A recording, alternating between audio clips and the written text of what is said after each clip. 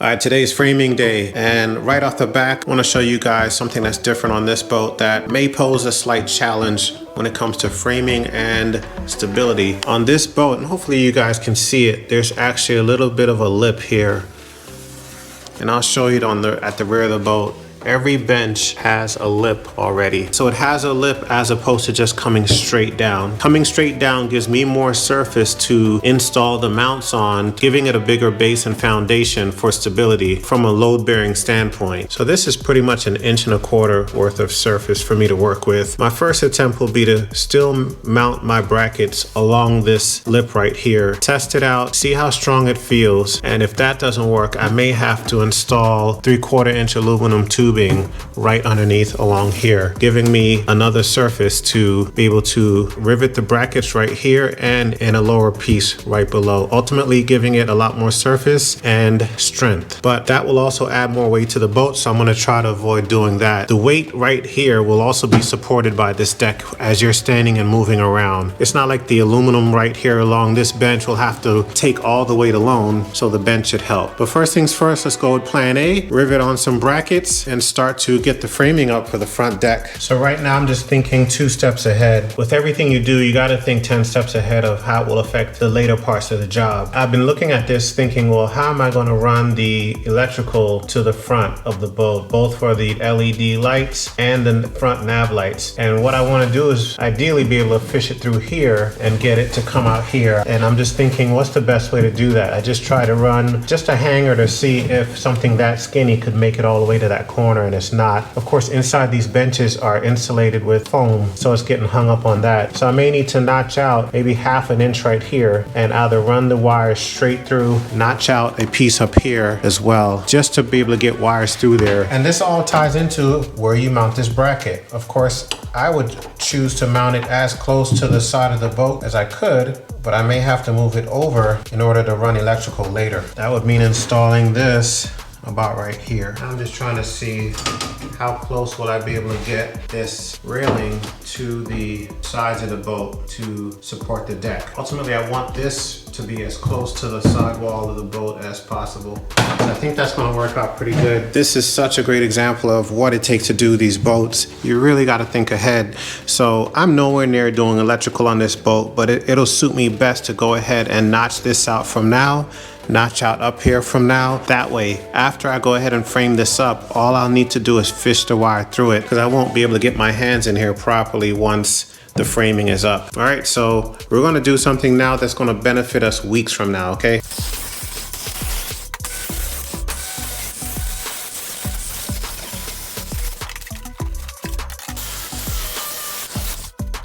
So the cut came out really good, very pleased with that. I have enough space to run my wires through here. And of course, you know, we'll sand this down and do touch-up paint when this is all said and done.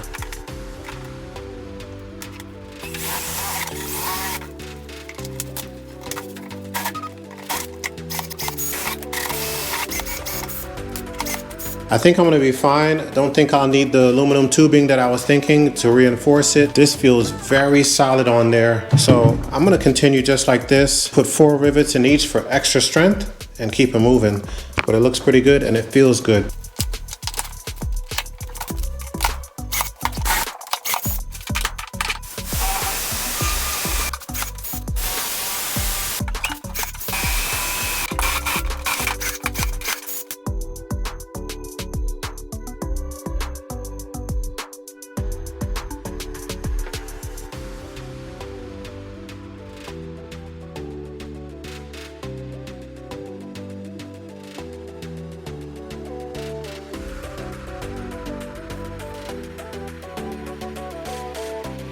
All right, so this is just a rough cut of how I'm gonna frame the front. The front is gonna just have one big hatch, but it'll give full access to everything underneath on both sides of the hatch, and of course, right underneath the hatch. I just laid out this aluminum right here, and this cardboard is a rough cut of the size of the hatch lid. It's gonna be a 16 by 16 hatch, which is a pretty decent size opening for this size boat, and it'll open up this way. I'm gonna measure this up so I can get the tracks down for the hatch, and I have to make sure that I have complete 90-degree angles to be able to fit the dry hatches that Nate is going to fabricate for this boat. Let's get in it. I'm gonna do some measurements, find center of the boat. I'm gonna do center from front, the bow of the boat, to the bench seat, and then measure where the center of the hatch will be. Get it lined up. I'm building a slight elevation on the rear bench. That way, as I'm coming off, and everyone who does a boat, get to know the boat, right? So that you can create a flat deck going all the way back. In order to do that, typically there's some elevation. This is my second boat, and both boats have an elevation from the front to the back. The back is lower than the front. So as you come back and you're trying to make it a level deck, you gotta elevate the portion of the deck that's over the bench seat. I'm gonna measure this up, like I said, get my brackets in and get these tracks in.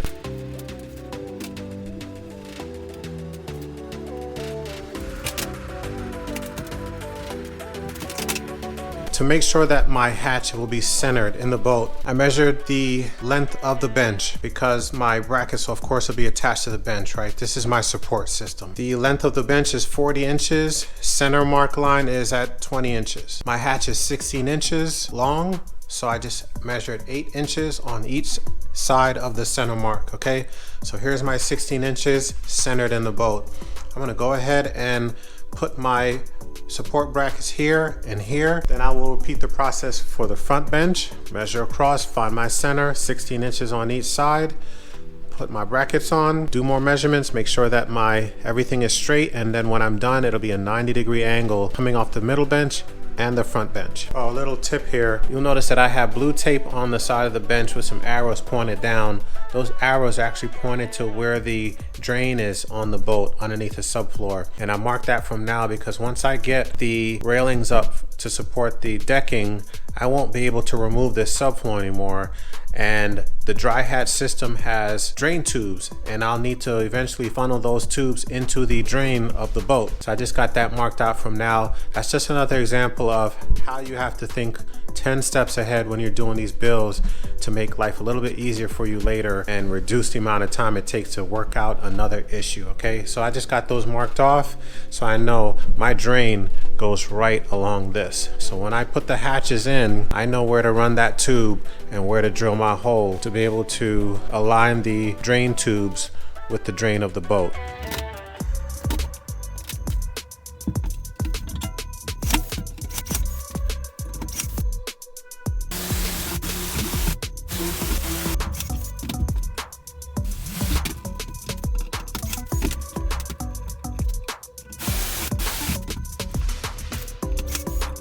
Alright guys, I made my first mistake on the boat. Let me show you what I did. I drew two lines, one here and one over there. I measured each side of the center line 8 inches. I have my 16-inch marking that I need, and I mounted the bracket inside the lines. And that's wrong because once I install my track, I'm gonna lose 1.5 inches. So I really needed to install the bracket over here. All right, so boo-boo on me. I'll have to actually redo both brackets. I'm gonna do that really quick. I won't even show you that. It's the same process I just did. So once I fix that, the bracket will be over here, and my opening, my edge of the track will line up with my 16-inch mark right here on the bench seat.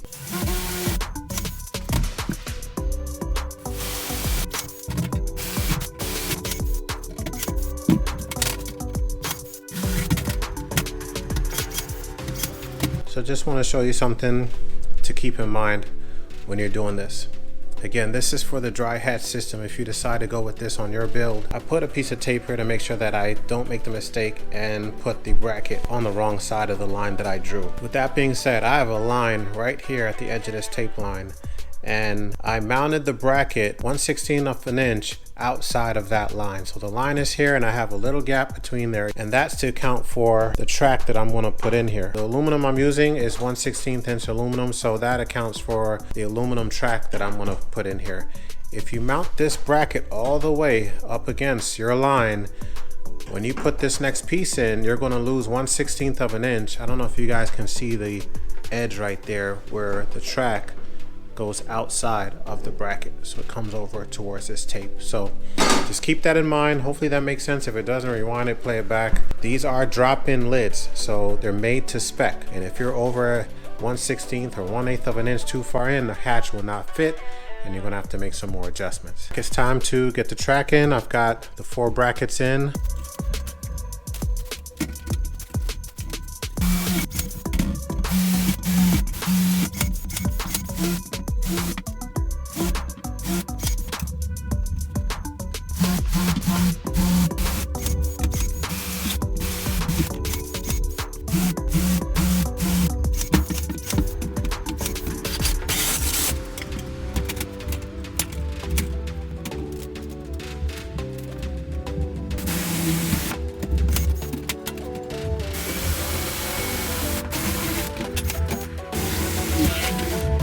did under here a little bit different than I have in the past. Instead of riveting just this track and then the track behind it, I pulled everything together and just ran one long rivet straight through everything to the other side here. So these two inner tracks right here is where the hatch will sit, and I had to put another track next to it on both sides, and that's to support the actual flooring, the deck of the boat. If I don't have these two outer tracks, the deck won't have any support on this side, and this part will fall in. Only on this side is where the support is right now. So you always got to think about that when you're doing this. If you're going to go with these drop-in lids, you'll have to account for the 1.5 inch track along the hatch that will cover this track right here, and then have support for your floor.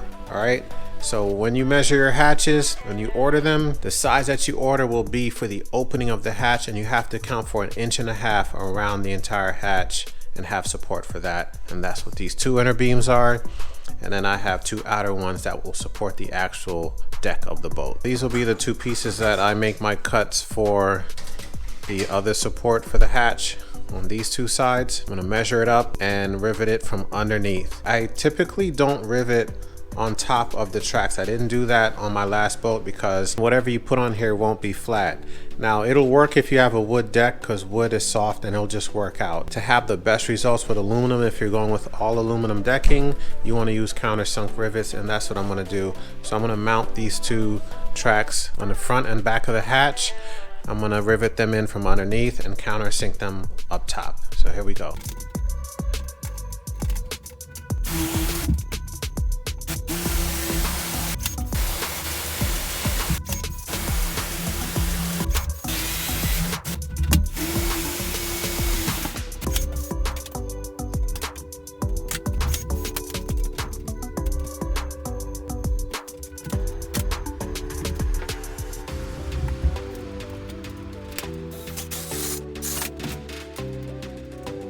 All right, so I've got my cross beam set up right here, and this is where I'm going to countersink my rivets for this part of the frame for the lid. First, I'll drill my pilot holes, and then I'll use my countersink drill bit to drill out the hole some more and then rivet it in. This is going to be a first for me. Love it when you guys can come along for all my first time experiences building out these boats. It makes it that much more fun. Let's get into it, guys. So I'm gonna go with a 3/8 countersink drill bit. All right, so I'm hoping you can see how that rivet is completely flush against the aluminum. That should be the telltale sign that I have drilled it down far enough with the countersink drill bit. Give you guys a close up. The rivet is completely flush with the framing. That's what we want right there. Had to go back to the manual riveter. My electric one got jammed up.